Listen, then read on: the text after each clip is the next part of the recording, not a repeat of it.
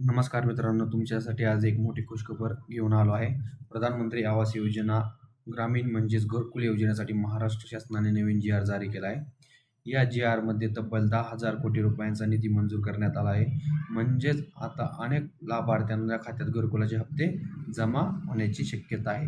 म्हणून व्हिडिओ शेवटपर्यंत पूर्ण नक्की पहा. बघा, जी-आर सुद्धा तुम्हाला स्क्रीनवरती दिसत असेल. मित्रांनो, या जी-आर ग्रामविकास विभागाकडून जारी करण्यात आला आहे 22 मे 2026 रोजी. या शासन निर्णयानुसार केंद्र शासनाचा हिस्सा 6,000 कोटी रुपये, राज्य शासनाचा हिस्सा 4,000 कोटी रुपये असा एकूण 10,000 कोटी रुपयांचा निधी मंजूर करण्यात आला आहे. हा निधी हा निधी प्रधानमंत्री आवास योजना ग्रामीणसाठी वितरित केला जाणार आहे.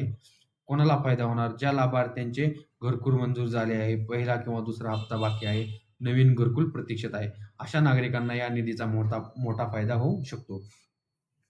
विशेष म्हणजे सर्वांसाठी घरे या उद्देशाने ही योजना राबवली जात आहे, असे या जी-आर मध्ये स्पष्ट सांगितले आहे. निधी कसा वाटप होणार? जी-आर मध्ये स्पष्ट नमूद केले आहे की 60% निधी केंद्र सरकार देणार आणि 40% निधी राज्य सरकार देणार आणि हा निधी DBS प्रणालीद्वारे वितरित केला जाणार आहे. यामुळे लाभार्थ्याच्या खात्यात पैसे थेट जमा होणार आहेत. मित्रांनो, जी-आर मध्ये अजून एक महत्त्वाची गोष्ट सांगितली आहे.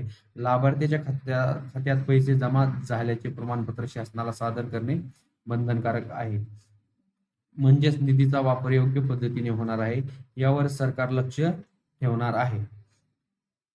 मित्रांनो, घरकुल योजनेबाबत ही खूप मोठी अपडेट आहे. जर तुमच्या गावात किंवा ओळखीमध्ये कोणाचे घरकुल बाकी असेल तर हा व्हिडिओ त्यांच्यापर्यंत नक्की शेअर करा. व्हिडिओ आवडला असेल तर लाईक करा, शेअर करा आणि चॅनलला सबस्क्राईब करायला विसरू नका.